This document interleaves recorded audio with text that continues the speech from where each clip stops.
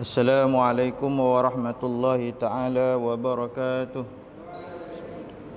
Alhamdulillah rabbil alamin wa bihi nasta'in wa la udwana 'alal zalimin wa salatu wassalamu ala asyrafil anbiya'i wal mursalin wa ala alihi wa sahbihi wa man tabi'ahum bi ihsanin ila yaumiddin. Allahumma shalli ala sayidina Muhammadin abdika wa nabiyyika wa rasulika nabi ummi wa ala alihi wa sahbihi wa barik wa sallim taslima. Allahumma shalli ala nuril anwar wa sirri asrawatil akhyar wa miftahi babil yasar Sayyidina wa maulana Muhammadin al-mukhtar wa alil atar wa ashabil akhyar adada ni'amillahi wa ifdalih. La ilaha illallah Muhammadur Rasulullah fi kulli lamhatin wa nafasin adada ma wasi'ahu ilmullah. Subhanaka la ilma lana illa ma 'allamtana innaka antal alimul hakim. Rabbi shrah li sadri wa yassir li amri wa hlul 'uqdatam min lisani yafqahu qawli. Allahumma iftah lana qulubana fi talabil 'ilmi warzuqna al-ikhlasa fihi wal 'amala bihi wan nashra bihi hatta yatina al-yaqin. Allahumma faqihna fid din wa 'allimna ta'wil. Allahumma harimna lazata ma'siyatik warzuqna lazata ta'atik. Allahumma a'inna 'ala zikrika wa syukrika wa husni ibadatik. Allahumma amin summa amin walhamdulillahi rabbil alamin.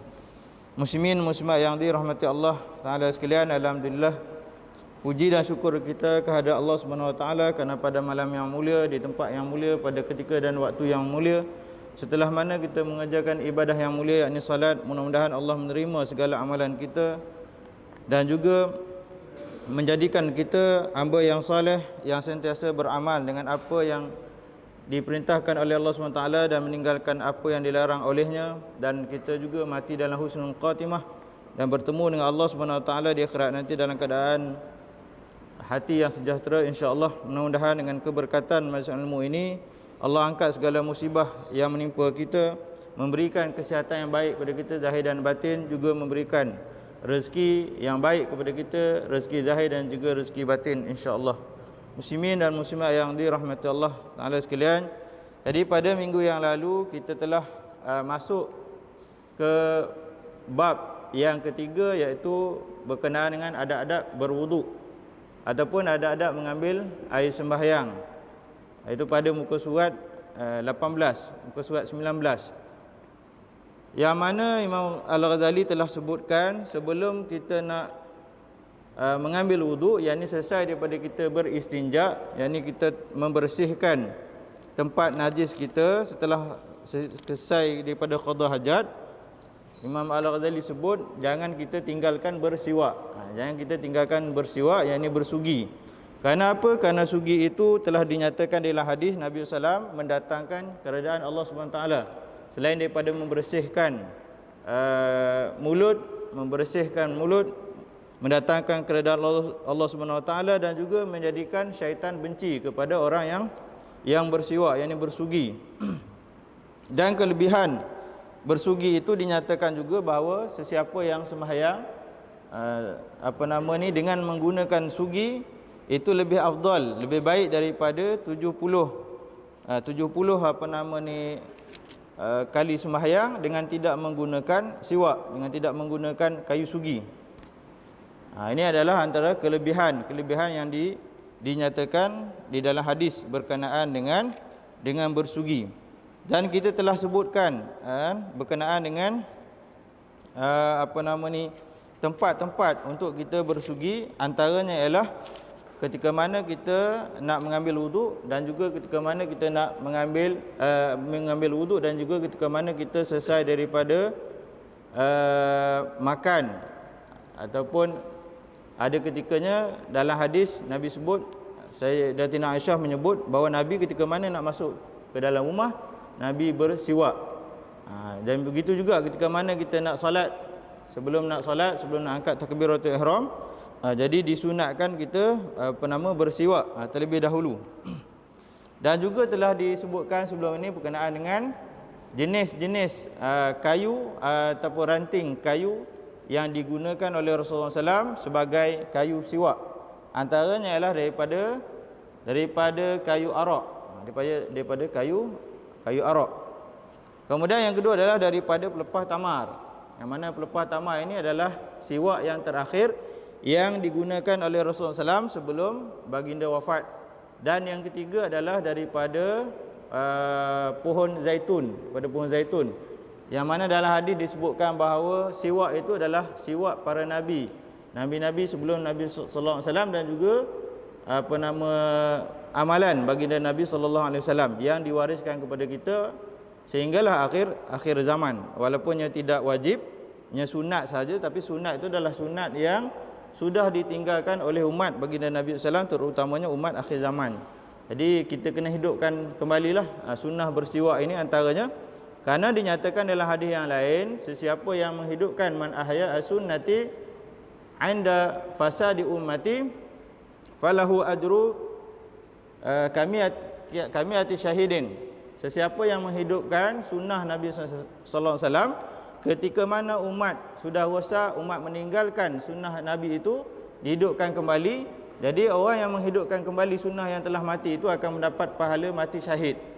Bahkan dalam riwayat yang lain disebutkan orang yang menghidupkan sunnah yang telah mati itu akan mendapat pahala 100 mati syahid. Itu kelebihan orang yang menghidupkan sunnah Nabi sallallahu alaihi wasallam. Kemudian berkenaan dengan kayu siwak ini juga ataupun miswak ini juga ada kadar panjang pendeknya, ada kadar panjang pendeknya. Jadi ini contoh kayu miswak yang daripada jenis kayu arak.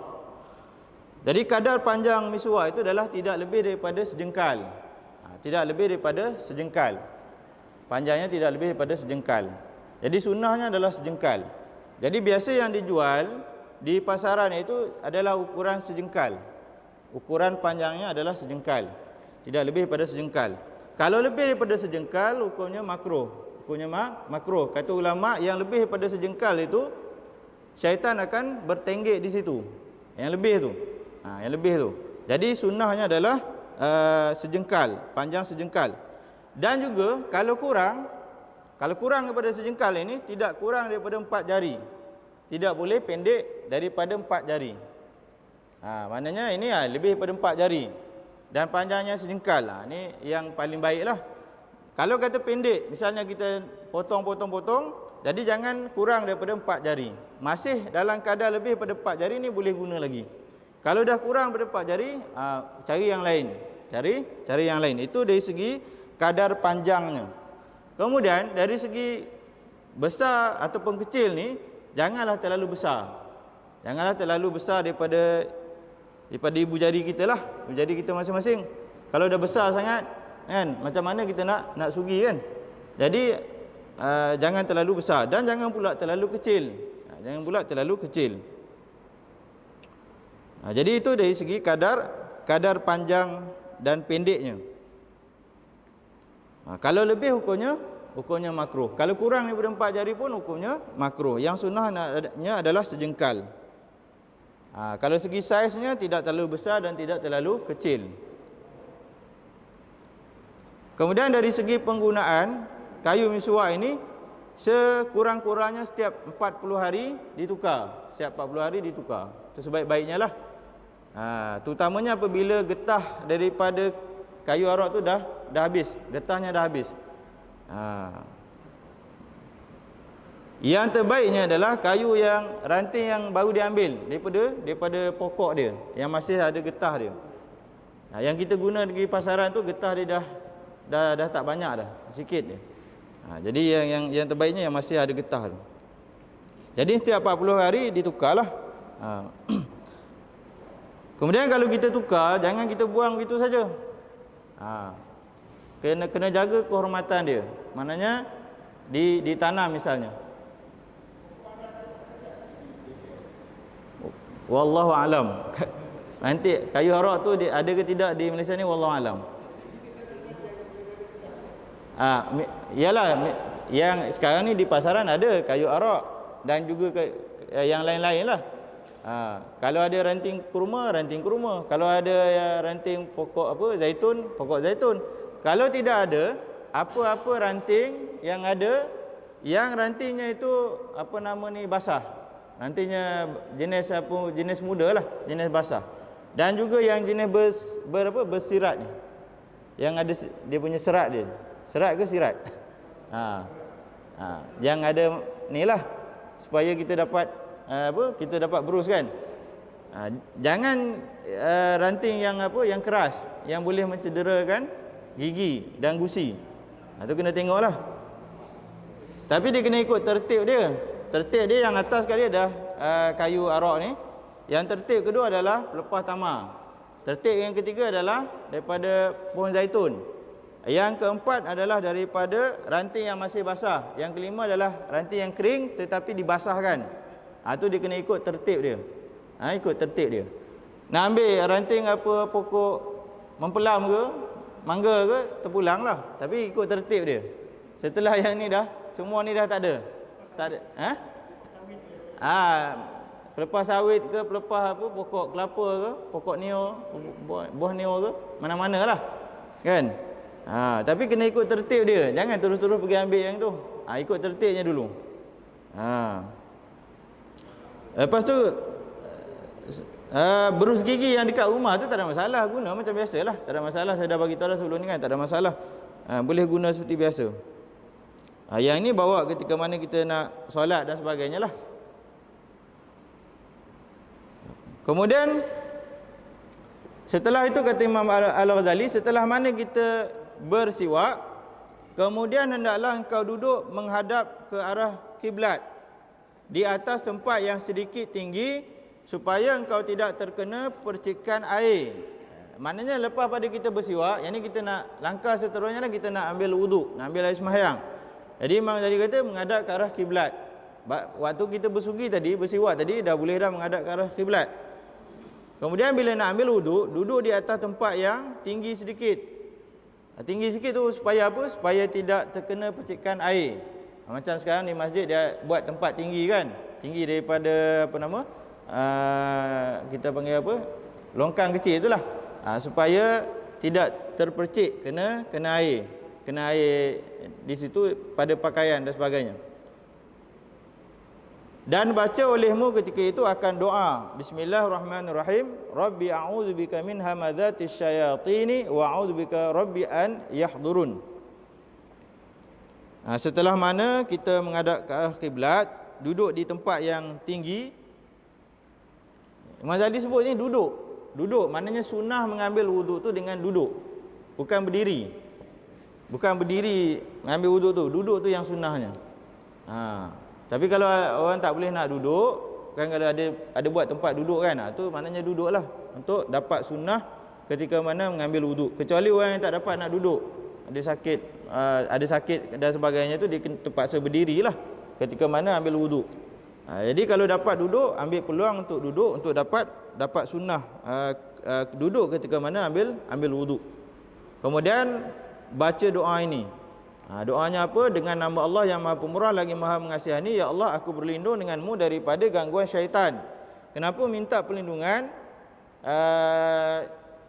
daripada gangguan syaitan ini? Kerana syaitan akan datang untuk mewas-waskan orang yang mengambil wuduk. Dan aku berlindung denganmu daripada kehadiran mereka itu di sisiku. Syaitan ni akan ganggu orang yang mengambil wuduk. Kadang-kadang orang ambil wuduk ni dia was-was. Dah basuh belum? Dah basuh belum? Jadi was-was. Ketika ambil wuduk, datang dah penyakit was-was. Ketika makan, tak ada pula penyakit was-was tu. Dah makan belum? Tak ada pula kan. Ketika ambil wuduk, datang was-was. Ketika nak sembahyang, datang was-was. Ketika lain-lain tu tak ada was-was. Jadi baca doa ini supaya tidak ada gangguan ataupun gangguan daripada syaitan ketika mana mengambil wuduk. Kemudian basuhlah kedua tanganmu 3 kali. Ini maknanya lepas daripada bersiwak, lepas tu duduk di tempat yang tinggi, kemudian basuhlah kedua tanganmu 3 kali sebelum engkau memasukkannya ke dalam bejana.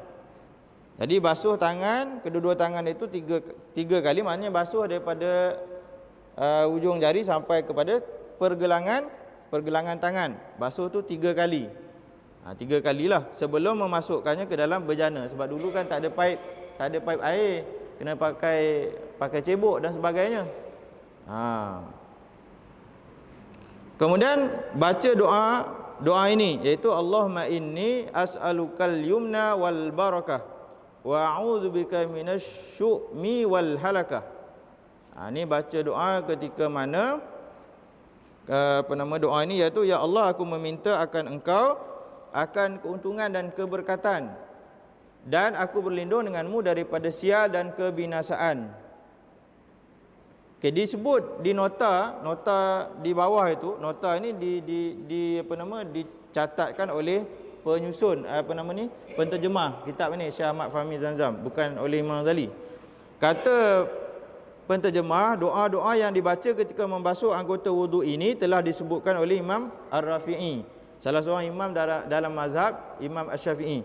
Dan menurut pendapat Imam An-Nawawi, Imam Nawawi ini juga adalah imam dalam mazhab Imam Syafi'i, tidak ada nas yang menyebutkannya. Wallahu alam. Lihat Kifayatul Akhyar. Kifayatul Akhyar ni adalah kitab dalam mazhab Imam Asy-Syafi'i, dalam fiqh Syafi'i, kitab Kifayatul Akhyar. Jadi untuk makluman kita semua, doa-doa ketika mana nak basuh anggota wuduk ni tidak ada nas yang warid daripada hadis. Itu kena jelas, tidak ada nas yang warid daripada hadis. Baik, nak baca boleh tak? Boleh baca, tak ada masalah, tak ada masalah. Dan kerana apa? Kerana tidak ada larangan, tidak ada suruhan dan tidak ada larangan. Doa-doa ni adalah ikhtiar para ulama. Doa ini adalah ikhtiar para ulama. Bukan datangnya daripada Nabi. Nak amal tidak masalah, tidak ada masalah. Jadi kalau ada orang tidak mengamalkan pun jangan kita salahkan dia. Kerana tidak ada warid daripada Nabi. Kalau ada orang amalkannya pun jangan salahkan dia juga. Pasal itu adalah ikhtiar daripada ulama. Ini kena jelas. Kemudian hendaklah engkau berniat untuk mengangkatkan ataupun menghilangkan hadas, atau engkau berniat istibahatus salah, yakni niat untuk menjadikan sesuatu yang mengharuskan sembahyang. Dan hendaklah niatmu itu tidak hilang sebelum engkau membasuh muka supaya sah wudukmu. Jadi selepas daripada membasuh tangan 3 kali, kemudian baca doa tadi, Allahumma inni as'alukal yumna wal barakah itu. Kalau tak baca pun tak ada masalah. Baca tu untuk mendapat faedah yang lain. Kemudian ditambah oleh Imam Ramli ada doa lain. Jadi ulama ni ada macam Imam Ghazali disebut doa yang ni, Imam Ramli disebut doa yang lain. Contohnya Imam Ramli sebut apa? Allahumma hafaz yadayya min ma'asika kulliha. Ya Allah, peliharalah kedua tanganku ni ketika mana basuh tangan ini daripada segala perbuatan maksiat terhadapmu. Itu doa masing-masing. Itu adalah ikhtiar. Ikhtiar supaya bila kita basuh tangan ni, janganlah tangan ni juga yang melakukan dosa. Ketika mana basuh muka pun begitu juga. Ada bacaan-bacaannya.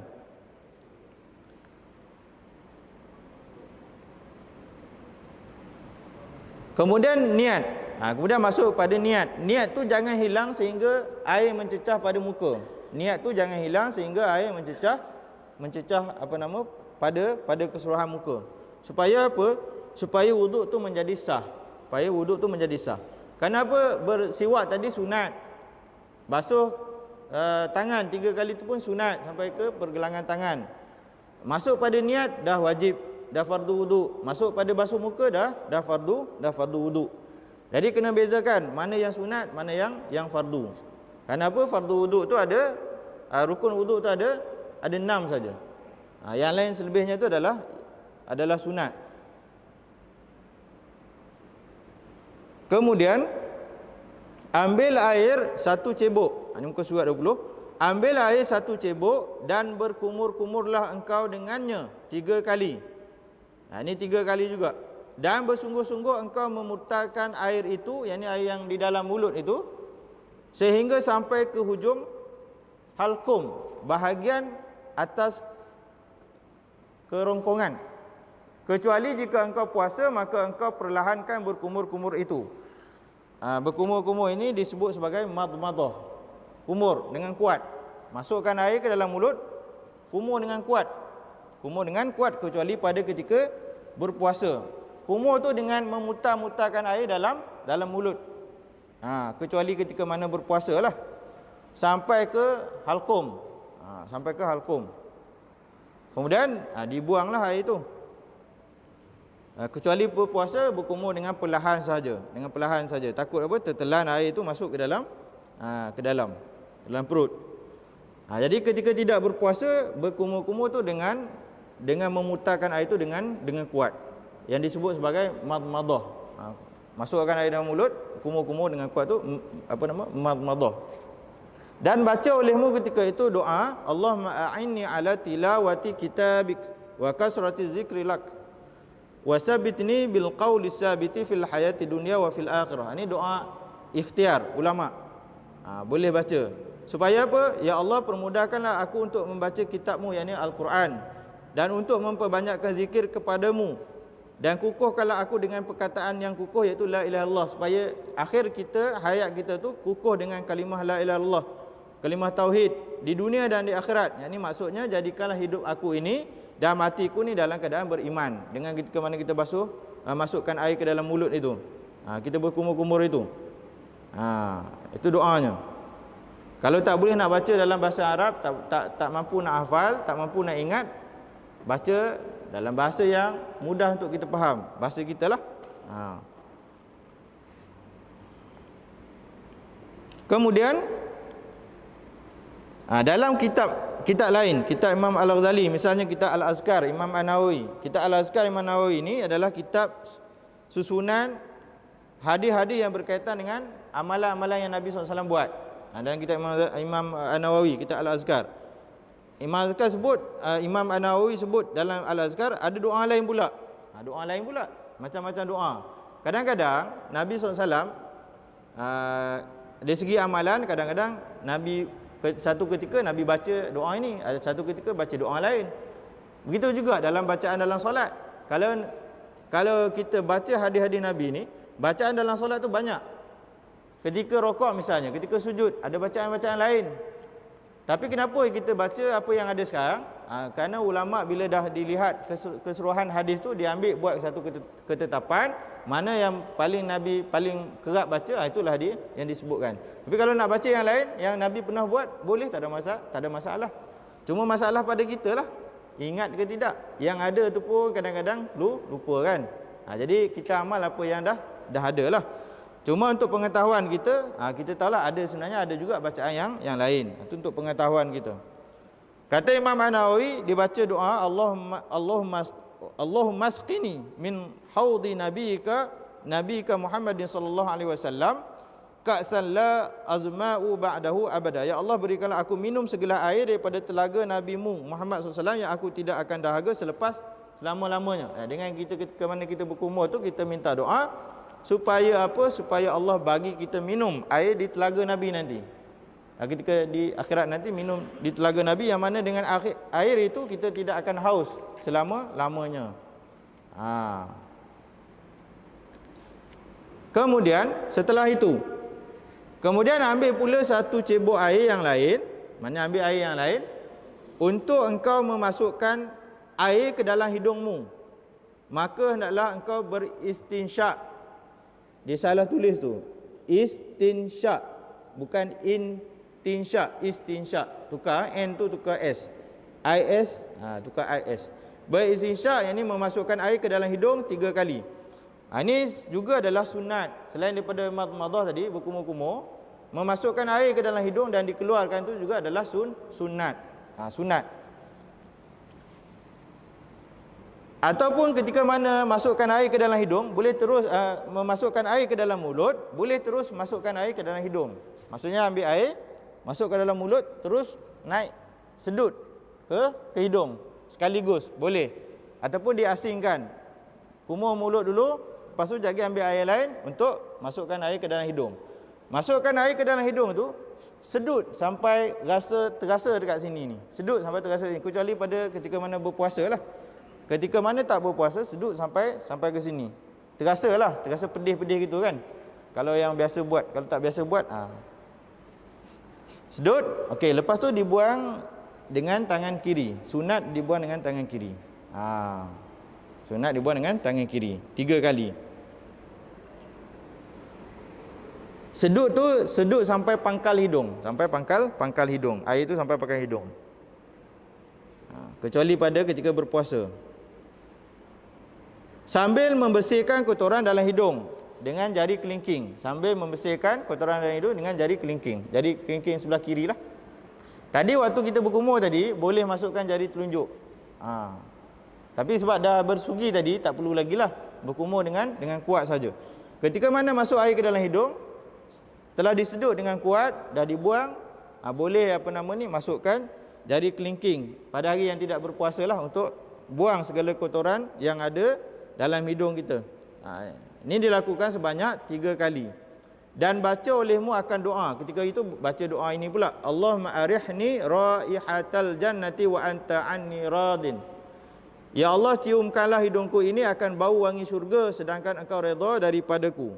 Jadi ketika mana kita masukkan air dalam hidung, minta Allah berikan kita nikmat hidung kita ni, nikmat cium bau syurga. Sebab apa? Orang yang dapat cium bau syurga, dah tentu dia akan dapat masuk syurga. Orang yang tak dapat cium bau syurga, sah-sah dia tak akan dapat masuk syurga. Jadi minta cium dulu. Dapat cium tu, insya-Allah dapat masuk syurga. Kalau cium pun tak dapat, ini kan pula nak masuk syurga, memang tak dapatlah masuk. Tapi kalau orang Islam, dia ada iman, walaupun dia banyak dosa, setelah mana dibersihkan dosa dia, masuk neraka dulu. Akhirnya nanti, oleh sebab dalam hati tu ada iman, baru dia masuk dalam syurga. Akhir sekali masuk syurga. Tapi kalau tak ada iman, kekallah abadan-abada dalam neraka. Wa na'udzubillah min zalik. Sebab tu pentingnya ada iman. Walaupun sebesar zarah, penting ada iman. Dan ketika engkau menghembuskan air dari hidungmu, hendaklah engkau baca doa. Tadi masuk air dalam hidung, dah baca doa yang ini. Bila dikeluarkan air daripada hidung, baca doa ini pula, iaitu Allahumma inni a'udzubika min rawaihin nari wa su'iddar. Ya Allah, aku berlindung denganmu daripada bau busuk api neraka dan daripada kejahatan tempat kediamanku. Dan disebut oleh Imam An-Nawawi dalam kitab Al-Azkar, iaitu doa yang lain. Doa yang lain iaitu apa? Allahumma la tahrimni raihata na'imika wa jannatik. Itu ketika mana memasukkan air ke dalam hidung tadi. Janganlah engkau mengharamkan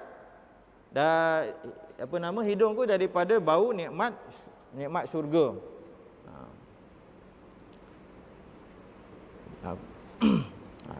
Kemudian mengembuskan air, maknanya mengeluarkan air pada hidung, baca doa ini juga. Setelah itu kemudian ambil pula 1 cebok air yang lain untuk engkau membasuh basuh muka. Ini baru basuh muka. Tadi belum basuh muka kan? Tadi belum basuh muka. Tadi belum basuh muka. Yang ni baru basuh muka.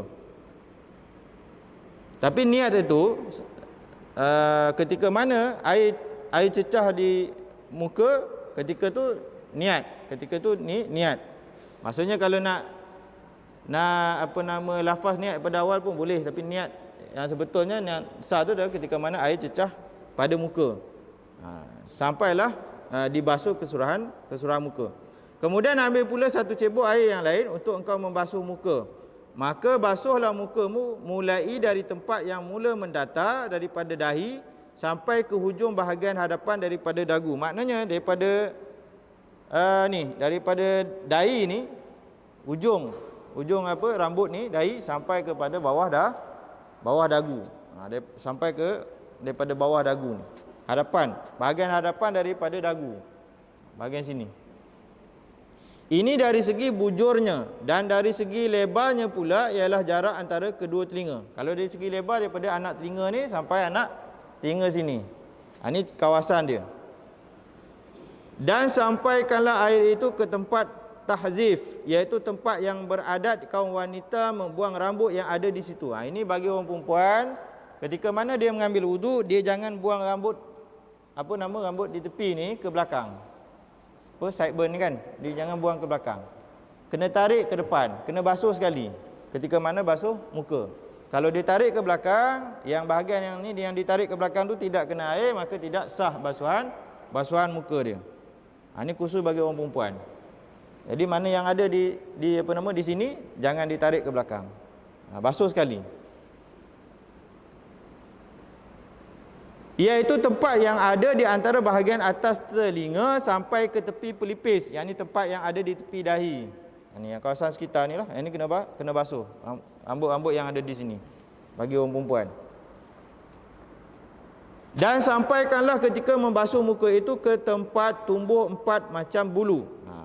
Ketika mana basuh pada bahagian muka itu, pastikan keempat-empat tempat bahagian yang ada bulu itu terkena air. Yang pertama adalah bulu kening. Ni kening ni mestikan kena ada air, kena gosok lah, kena gosok biar kena air. Kemudian bulu misai. Lepas tu misai tu jangan tebal sangat. Agak-agak lah, jangan misai macam Samad Said tebal kan. Kemudian bulu apa lagi? Bulu mata.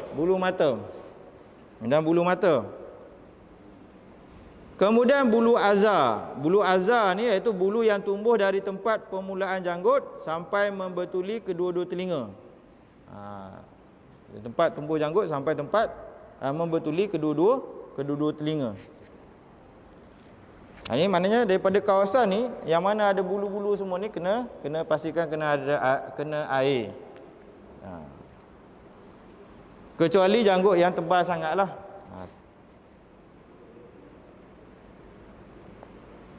Dan wajib menyampaikan air ke tempat tumbuh janggut yang tipis. Kalau janggut yang tipis, hukumnya wajib disampaikan air.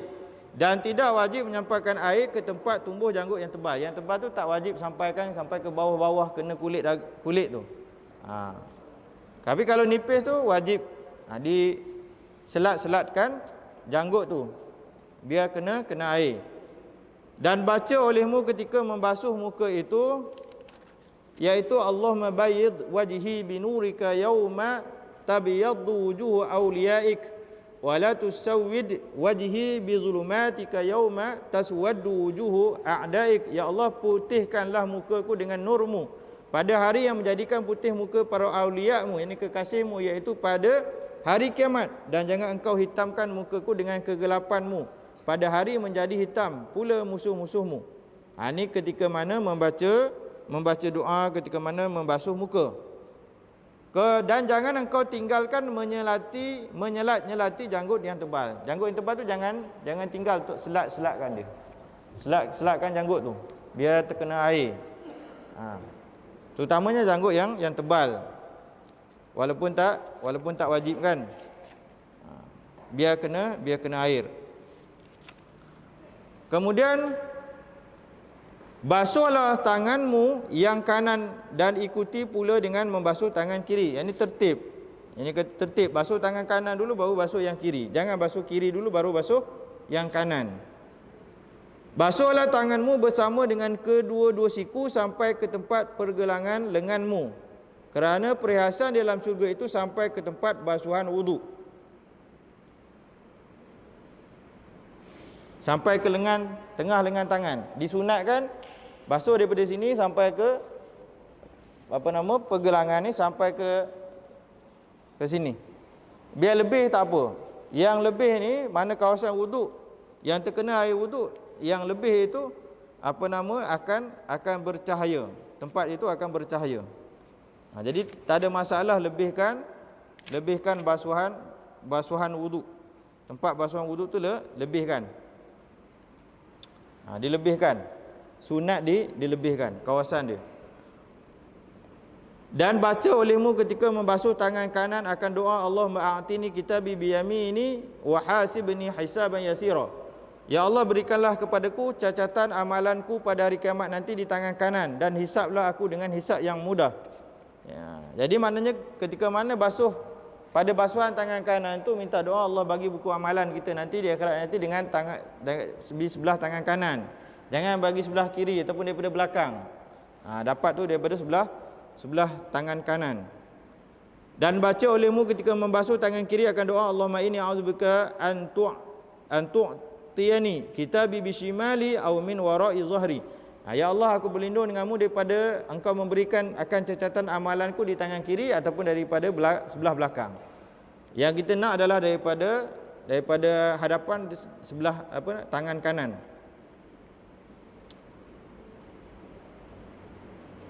Kemudian sapulah kepalamu dan ratakanlah seluruh bahagian kepala dengan sapuan.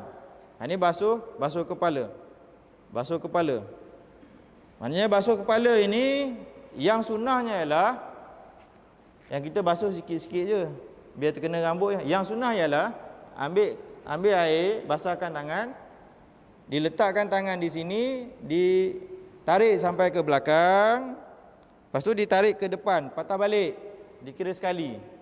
Ambil lagi air, tarik ke belakang, sampai ke belakang, ditarik ke hadapan, dikira 2 kali, sampailah 3 kali. Itu yang sunnahnya. Yang sunnahnya. Kalau basuh gini boleh sah, tak ada masalah. Tapi nak dapat sunnah yang penuh tu adalah seperti ini tadi. Itu basahlah rambut. Memang basah lah. Setiap helai rambut yang basah tu dengan air wudu tu dapat pahala. Tak nak pahala. Kalau nak pahala lah kan. Tapi nak basuh gini sikit-sikit je, tak ada masalah. Iaitu dengan membasuh kedua-dua tanganmu, lalu engkau temukan ujung jari kedua tanganmu. Tadi kan basahkan, temukan ujung jari, letakkan di sini, ditarik sampai ke belakang, tarik ke depan tu baru dikira sekali, patah balik ke hadapan tu dikira sekali. Dan engkau letakkan kedua-dua pada bahagian depan kepala, kemudian engkau lalukan kedua tanganmu itu ke bahagian belakang daripada kepalamu. Itu tadilah. Bila dipatah balik tu baru dikira sekali. Ini baru dihitung 1 kali sapuan. Maknanya bila ditarik ke belakang, daripada belakang ke depan, baru kira sekali. Buatlah sampai cukup 3 kali. Maka engkau buat seperti ini 3 kali. Seperti itu 3 kali.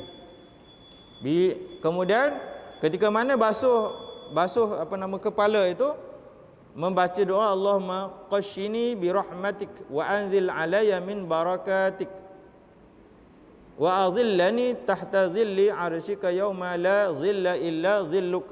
Allahumma harrim sya'ri wa bashari 'alan nar. Ya Allah, liputilah aku dengan rahmatmu dan turunkanlah kepadaku barakahmu, dan naunglah aku di bawah naungan arasmu di hari yang tiada naungan kecuali dengan naunganmu. Ya Allah, haramkanlah rambutku dan kulitku daripada sentuhan api neraka. Ini doanya. Okey, jadi kita berhenti dulu sampai sini.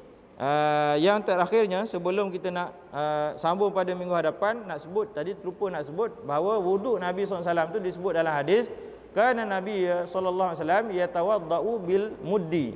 Nabi berwuduk itu dengan 1 mun air. 1 mun air tu maknanya 1 cupak air. Pernah tengok cupak tak? Cupak kan? 1 cupak air tu adalah wuduk Nabi SAW. Wa yaqtasilu bis-sa'i ila qamsati amdadin. Dan bila Nabi mandi wajib ataupun mandi yang lain, Nabi mandi dengan 4 cupak air ataupun 5 cupak air. Maknanya dengan 1 gantang, 1 cupak ataupun 1 gantang sahaja air ketika mana mandi. Kita mandi lebih pada tu kan, bubak. Ambil wuduk pun lebih tu. Buka paip bak. Tu membazirlah. Jadi ini wuduk Nabi SAW. Mungkin 1 cupak tu mungkin separuhnya lah. Separuh ni saja. Itu nanti boleh praktik lah. Ambil wuduk dengan cara yang paling menjimatkan, iaitu apa yang disunahkan oleh Nabi SAW. Jadi kalau buka paip tu buka perlahan je lah. Buka perlahan sahaja.